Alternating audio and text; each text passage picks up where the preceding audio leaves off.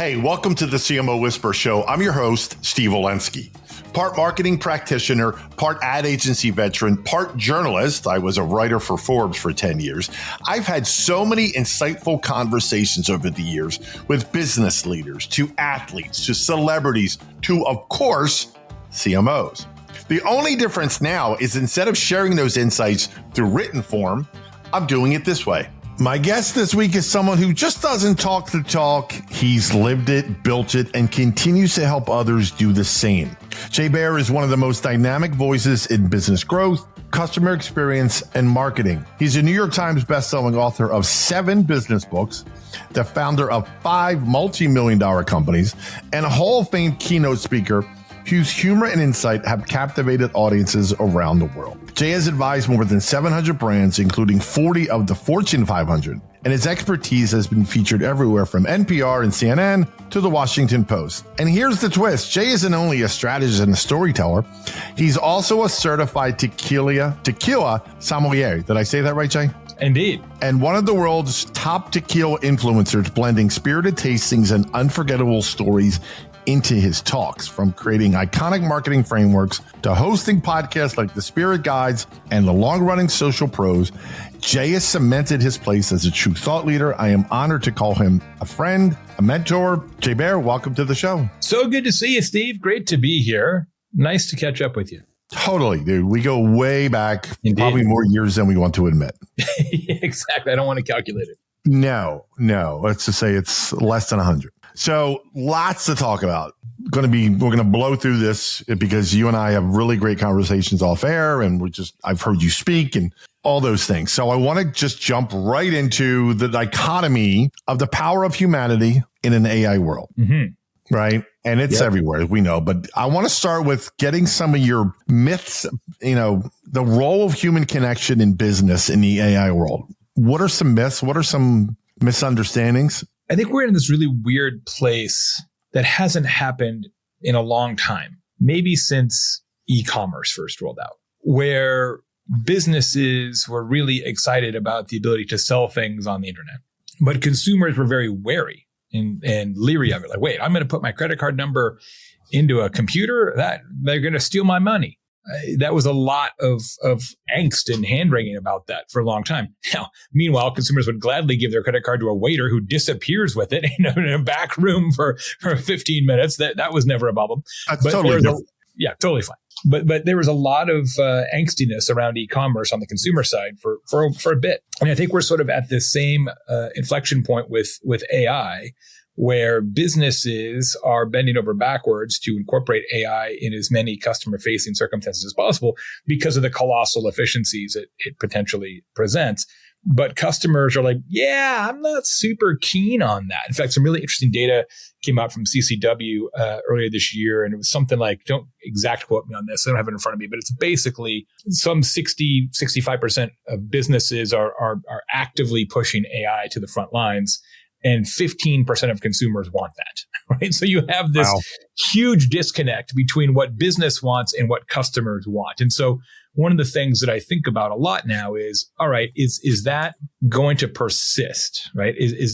Are consumers always going to push back on this tidal wave of automation and AI that's crashing down upon them? Or is it just a circumstance where a lot of consumers either haven't actually used AI, so they're against it on reputational grounds, or they have used it and they've used an immature version and had a bad chatbot experience or whatever, and they're like, this sucks, and it's going to get steadily better, which will solve that problem. I don't know what the answer is, but it's certainly something I've been thinking about a lot. It always boggles my mind when I hear the dichotomy between what businesses / marketers want versus consumers want. And I can't help but going, because I work with brands too, like you do. And I'll go, guys, no offense, but this isn't about you. This is about the consumer. Like, why is it so obvious? Yes. It's so funny because every time one of these implementations gets plugged in, I think we're doing it because it's going to be easier. I'm like, for who though?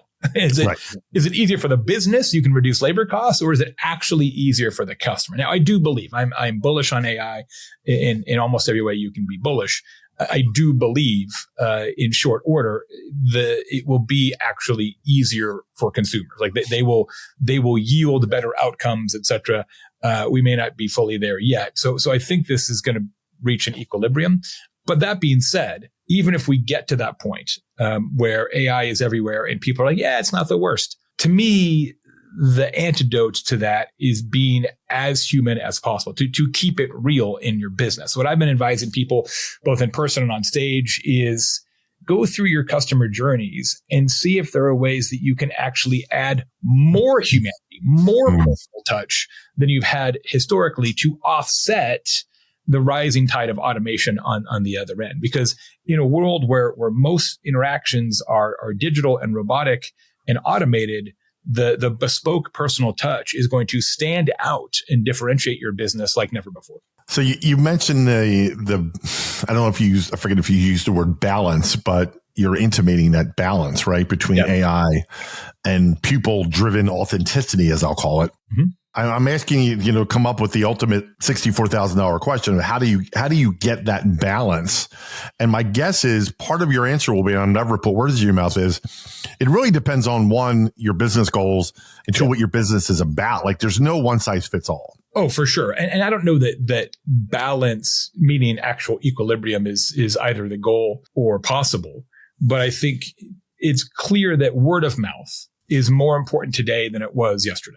And it will be more important tomorrow and the next day. And every day you draw breath, word of mouth will be steadily more important, because actual human recommendations, like we're doing right now, where a real person is talking to a real person, is going to take on greater importance because it will be increasingly rare.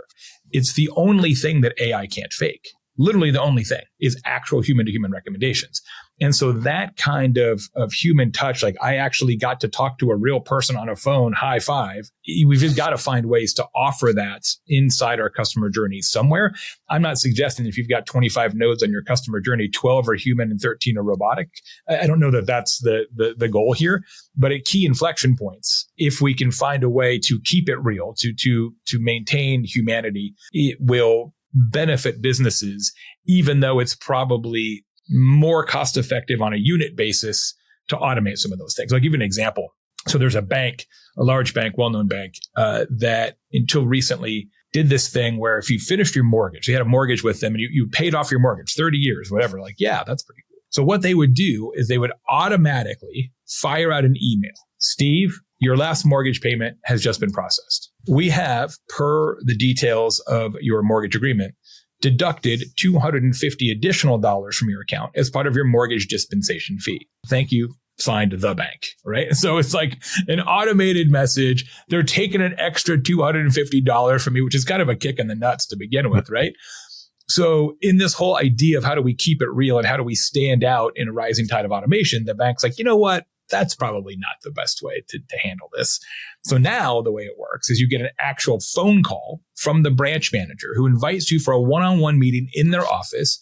You come sit down in the office and they've got like a cookie cake for you, whatever, and there's a little celebration. Congratulations, you paid off your mortgage. And instead of charging you $250 automatically with direct withdrawal, they actually present you a physical by hand $250 prepaid Visa gift card. Now that has a much different emotional resonance to it. And does that cost them $500 per transaction? Yes. But the word of mouth value, the relationship capital that gets the bank, transcends that transaction. So when we talk about finding ways to purposely keep it real, to purposely add humanity back, that's the kind of thing we're talking about. So you were the perfect person to ask about word of mouth. You've written about it. I know you've spoke on it, all sorts of things, right? And it's probably the oldest form, right? I think you maybe even alluded to it. Oldest form of marketing, advertising, whatever, right? Yeah. One person Since tells the first caveman said, this is a sharp arrowhead to another caveman. Like that exactly. That's a great, yeah. Right? And they'll tell two friends, and that whole dating myself with that commercial. But scale 1 to 10, how do you think most brands, I'm asking the generalists, do when it comes to word of mouth? How well do they do it? Yes. 1. Yeah, 1. You didn't hesitate. No. I spent a lot of time thinking about this. There are two reasons for that. One, almost all brands misunderstand how word of mouth works psychologically. The big mistake that fundamentally every company makes is they assume that competency creates conversation. That if you run a good business, people will notice that and talk about it, which makes sense on paper until you think about when's the last time you told a story about something good. Steve, let me tell you the story about this experience I had last night. It was perfectly adequate. Says nobody ever, right? Because it's not a story. Word of mouth is simply a story. A review, an online review, is just word of mouth with shelf life, right? So if there's not a story, there is no word. It doesn't matter how good you are. If you're a restaurant and you have good food, no one's going to talk about that because that's what the money was for. Like, you assume it's good food. It's a restaurant. So what creates word of mouth, we call it talk triggers in the book that I wrote about it, are things that you don't expect, right? It's things that sort of break your pattern, your frame of reference. Usually the word of mouth driver for most businesses is not their core product or service. It's this other thing that they do special on the side. Going back to my restaurant analogy, there's a restaurant in Los Angeles called La Boucherie, and they're the top floor of like the tallest building in downtown LA. Really fancy steakhouse, beautiful views, good food, obviously, but nobody really talks about that because, like, you knew it was a good view. You saw the picture on the website. You knew it's good steaks. You get 4.2 or whatever it is on Google reviews. What people talk about is their steak knife menu. So when you sit down, the waiter presents you, opens up, like, brings over like a walnut box and opens it up for you and says, Mr. Lenski, please, choose your fighter. And they've got, a Japanese knife and a French knife and a big Australian, Paul Hogan Crocodile Dundee knife and several different American knives. And there's like 11 or 12 to choose from, right? And you get to like pick your knife, one that you think is cool or fits your hand or whatever. And people take pictures of that. And that's the story they tell, right? So word of mouth is not an accident. It's a strategy. And most people get that wrong. Where do brands, we could spend an hour talking about this next question, but when they quote unquote try to engineer, which is artificially manufacture word of mouth. Yep. Other than the obvious, which to me is, playing online reviews, is that the biggest, or what other, ways that you see whether, I think now, even since we wrote that book, now a lot of that is detonated with influencers, right? With third-party content creators. And so they try to light the match. And this is, a big part of my tequila business. We do a lot of tequila influencer work. We work with a lot of brands who compensate my business partner and I, to talk about different tequilas. Now, like all content creators, all we have to sell really is our trust, right? So you got to be circumspect and wise about, who you're taking money from. You don't want to, lead the audience astray, because then all of a sudden you turn around and don't have an audience anymore. Yep. That being said, there's this pyramid of persuasion that I talk about sometimes, where the most persuasive messenger for any business is an actual customer. Second most persuasive is sort of a quasi-customer kind of third-party influencer. Third most persuasive is an employee. Fourth most persuasive is some sort of business leader, CMO, etc. And the least persuasive messenger is the company itself, right? It comes from the logo, essentially. So that's kind of the pyramid. But most brands, when they're communicating in any form or fashion, doesn't matter the channel, they usually do it in the inverse. Most of the messaging is from the logo. It's from the brand, right? And then a little tiny bit is from actual customers, right? So, you and I come from B2B marketing. The whole role of customer marketing, I think, is still way underdeveloped and underappreciated in most organizations. So you mentioned persuasion. I know you've coined the term persuasion ladder, right? Yep. For those who are not familiar, what is it? Why does it matter? Let me start there. Well, the reality is that there are all these different nodes on the way to actually changing behavior, right? And most organizations believe that if you just kind of throw out an offer or an idea, that then people's switch is going to get flicked in their head. And then they're like, okay, now I'm going to do it. Here's my money, right? And in reality, it takes a lot longer than that. As well as anybody, right? We've been talking about this for decades, that it takes, 7 impressions or 9 impressions or whatever for somebody to actually make a decision. I forget the actual, I think it's 9, whatever. But that is really true, generally speaking, right? That you have to be enveloped by an idea in order to make a discernible behavioral change. And so this idea of the persuasion ladder sort of marries to that concept, right? That you have to say, what's the first thing we want to tell somebody? And then that leads to the next rung, which is the next kind of question or conclusion they have, which leads to the next one, the next question or conclusion they have. And so essentially it's a series of questions that the consumer asks themselves or asks of themselves on the way to parting with their money. Right. So it's almost like a sequential FAQ, I think is the best way to think about it. We used to execute these projects for clients a lot. We do it that way. It's like, okay, the first question somebody's going to have is, what do you sell? Second question is, why is it good for me? Third question is, what does it cost? Fourth question is, what if I don't like it? How do I return it, et cetera? And you sort of walk up that ladder until you get to the part where there aren't any objections anymore. And this is how good salespeople operate, innately. Like this persuasion ladder is how good salespeople sell. They just don't have a name for it because they're not in marketing. And we know we have to have names for everything. Exactly. Actually, it reminds me of the Jim Leszczynski Zero Moment of Truth. Totally. Right? Yeah, exactly. Love at first sight, or the opposite, whatever that first engagement is, that's that first rung of the ladder, right?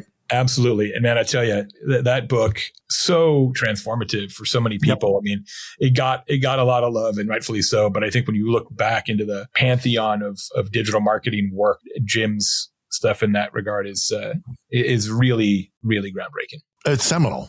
Totally. And I was honored to have him on as a guest as well on my show. He's amazing. Yeah, he's a great dude.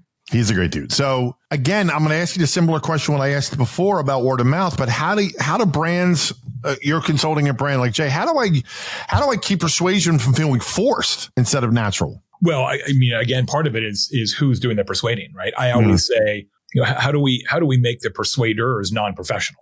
Because it just works so much better. How do we activate real customers? How do we activate real fans? How do we activate third-party influencers that feel credible? And then if and only if we have to do it, do we come from the business itself? You may have seen the Red Lobster turnaround story recently where they were in a bad way. Bright, young, awesome new CEO comes in, overhauls the menu, does a lot of like direct to camera appeals on Instagram and TikTok to their audience. Like, here's what we're changing. It's going to be all different. And it's been wildly successful. Mm-hmm. But the messaging wasn't from Red Lobster. It was from this dude, like the actual CEO, like on camera, right? Like, like Dave Thomas at Wendy's kind of stuff. And again, that also is going to work better, right? Because it's the human touch in a world where the human touch is increasingly rare. How can you put a face on it? To me, is one of the first questions that brands should be asking. Yeah. And from word of mouth, persuasion, everything we're talking about falls under the umbrella of one of my favorite topics, and I know it's yours, and that's customer experience. Yeah. And it's always been, if there's one topic I probably wrote the most in my time at Forbes, was customer experience. Yeah. And probably 90% of those was, what are you doing? Why are brands, right? And I haven't written for Forbes for 5 years, and it's still, and you work with so many brands. I don't get it. You're a smart guy. Help us. Why do so many brands still not get quote unquote customer experience?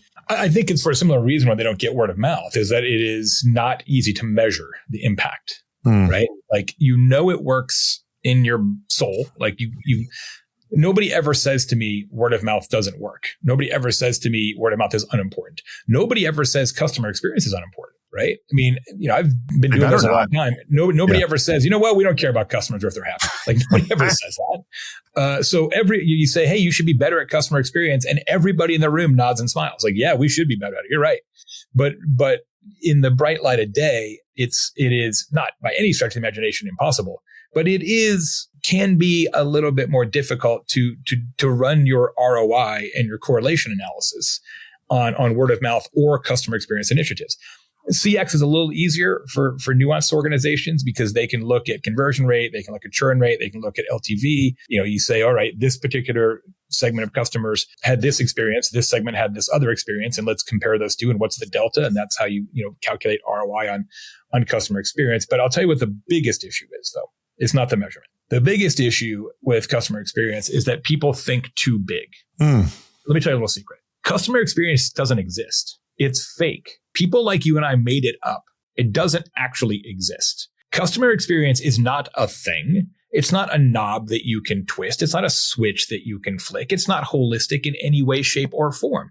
Customer experience is, in reality, all the things. It's literally dozens or hundreds of micro decisions that you make in your business about how you answer the phone, about what the receipt looks like, about, the header on the email newsletter, the color of the buttons on the website, and on and on and on and on. It is all the things. The only reason we came up with customer experience is that it's too hard to describe all the things. But the problem with that is then people say, oh, well, let's get better at experience. What does that even mean? And the reality is, and you probably have seen this data, it's pretty harrowing. 75% of corporate CX initiatives fail to produce ROI. And it's for that reason, because people think too big. If I say you should improve the customer experience, 100% of the time, people will say, yes, we should. And 0% of the time, anything actually happens. So what I always advise is you've got to think small, to say, all right, let's come up with very specific, very measurable, very tactical things that we are going to stop, start, or change in our organization to get demonstrably better at specific elements of customer experience. And what I do when I'm either on stage or consulting is I time box it. I say, here's what we have to do. I want you to get 15% faster, but you have to do it in 90 days. Because if you time box it, it's got to be so specific and so tactical that they can actually execute it. If you say, hey, let's just get faster with no time box, no constraints at all, it falls apart. The weight of it collapses the initiative. So you've got to be really tactical, really targeted. And when you start to stack up incremental improvements, right? We're 5% better here. We're 7% better there. That's where you actually have a CX turnaround. It's like stacking up wood in a pile. It's not like a giant tree trunk all at once. Inherent in what you're saying, I keep going back to one word, discipline, meaning you have to have a discipline to get granular in a way, right? Exactly. Yep. And you have to have the thing about that also is challenging for CX is that ipso facto, literally by definition, it requires a lot of cross-functional cooperation. And that's not always the easiest thing to execute. So does word of mouth. And most word of mouth comes from ops, right? Word of mouth is not a marketing discipline. It yields marketing benefits, but word of mouth is always operationally launched, right? It's something that you do different, not that you say different. And so consequently, if you're going to have an effective word of mouth program, it has to be led by people who are in ops in the field. Just like this bank example, right? That takes a lot of coordination. Okay, we got to have the branch manager call you. We got to set up meetings. We got to do the gift cards. That's not just a campaign that we're going to run on Meta. We got to figure that out at every branch in a large bank. So CX, same thing, right? It's not, especially bigger organizations like you've worked with for so long, anything that crosses departmental lines or it has more than one vice president involved gets hard. Yeah, because when I hear cross-functional, one word, it's the 4-letter word, literally and figuratively, of silo. Yep. And we all know what that instantly becomes, and I've been in all these meetings. Okay, yeah, Jay, great idea. We love it. Whose budget's it going to come out of? Exactly. So, well, what if it's both of our budgets? Well, we don't really work that way. It's got to, and I'm like, all right, well, then I don't know what to tell you, Right. All right. I'm going to pivot to your passion of tequila. Yes. You're now the number 2 tequila influencer in the world. True. That's a big time pivot, right? Yeah. So how does tequila go from passion to platform for you? I didn't really mean it to work like that. I've been into tequila for a long time, decades, but just as a hobby, right? And I've consistently studied more about it. And then 10, 12 years ago, I started to go to Mexico and visit producers and read a lot and learned a lot, et cetera. But then when I stopped recording my podcast, Social Pros, a few years ago, I had a little time in my week every week that I used to do the podcast. And I'm like, well, maybe it would be fun to just make some videos about what I've learned about tequila. And that was kind of late pandemic when all spirits were having a huge boom. So that was interesting. And then I'd done a lot of long form content in my career, books and podcasts and webinars and things like that and blog posts, but I'd never done any short form content of any consequence at all. And I'm like, well, that would be also kind of fun to learn how this whole Instagram Reels and TikTok game is played. So let's just make content about tequila in those places. So I made a handful of videos. They were terrible. Really bad, really, really bad, and did not succeed at all. But then, you kind of learn how the game is played and you get better and you study and you figure it out. And then I convinced my now business partner, Maddie, I asked her to be on one video. I said, would you like to be in a video? And she said, okay. And now 750 videos later, she's truly the star of the channel. And so we started making videos and then they started getting more popular and more popular and more popular. And And now it's a whole business. So we've got sponsorships, we've got a merchandise line, we built a private community of craft tequila brands to help them grow their own businesses. So it's almost like a EO or YPO chapter. So yeah, it's actually an actual company now, which is remarkable. I never thought that was going to happen. My biggest challenge is shelving. I'm on like my fourth series of shelves. I just spent a ridiculous amount of money on shelves upstairs. I have 700 bottles of tequila in the house. Wow. And more on the way always. So draw some parallels, or what are some lessons from what you did to when you consult with a brand, or tips for marketers or things like that? Yeah, I think some of it is, as I said, putting a face on it, right? Like people trust Maddie and myself to make recommendations about a tequila more than they trust the tequila brand that makes the tequila, right? Because obviously the brand's going to say it's good, but if I say it's good, they believe me. They won't necessarily believe the brand, right? So that kind of endorser effect from a word of mouth standpoint is really important. It's a very competitive category. There's more than 2,000 tequila brands, and consumers have a hard time figuring out what to pick, right? Whether it's in a bar or a store, like there's a lot of options here, like which one. And so what we do is try and shortcut the decision-making process, which is very similar to that persuasion ladder we talked about earlier, right? How do you give people bits of information in the right sequence to get them to make a buying decision? That's sort of what we do on Instagram. But the one parallel that is not a parallel, it is definitely an intersection, Steve, is this is part that I struggle with on the daily. When you make consumer content, right? Not business to business content, the way you and I have made so long and are currently making now. When you make consumer level content, people feel empowered to say all kinds of mean shit about you. Like I have made B2B content for, 25 years and never gone to bed crying. But I've gone to bed crying more than once based on a tequila comment. I can tell you that, right? It is just a different world, and the audience can be very demanding and somewhat cruel, and that has taken a while to figure out. You're the brand. Yeah, and they feel empowered to say whatever they feel like they can. There's just a little different level of decorum that I miss sometimes. You had that filter. Yeah. Yes. Exactly. Yeah. All right. I'm looking at the time. I end every episode the same way. I do the random 5 questions. If you've heard any of my episodes, 5 rapid fire personal questions to get to know Jay Baer. Here we go. Right. Number 1. What's the first concert you went to? Cool and the Gang at Worlds of Fun, which is an amusement park outside of Kansas City with my dad and my brother. That would have been 1980, I believe. Okay. If you could only eat one meal rest of your life, where are we going? Ooh, one meal. It's not my favorite restaurant from a food standpoint, but there's a restaurant called Barcelona Tapas in Puerto Vallarta, which is literally one staircase below my house in Puerto Vallarta. So that would be an awesome place. Gotcha. What's a talent or skill you wish you had? I wish that there are many, actually, is the real answer, but I wish I could sing. I am manifestly terrible at singing. Like I will clear a room. So that would be kind of nice. I'm right there with you. So we're not doing any karaoke together anytime soon. No. Unless we want to empty the room. No. Okay. What's the one movie you can quote start to finish? Spinal Tap. Okay. Last question. Who's the most fascinating person you've ever met? Ooh, fascinating is doing a lot of work in that sentence. There is. I've been really fortunate to have been around a lot of interesting folks. I know. I'm putting you on the spot. I'm going to give you 2. Okay. From very different contexts. One is the late U.S. Senator John McCain, who I had the pleasure of working for a number of years, as did my wife. A truly great man and fascinating and funny. Just a larger than life character in every way. And then I would say I got to spend a bunch of time working at an event that I hosted with Ron Howard, the filmmaker. And he is really awesome and super smart and really thoughtful and just an incredibly genuine and beautiful man.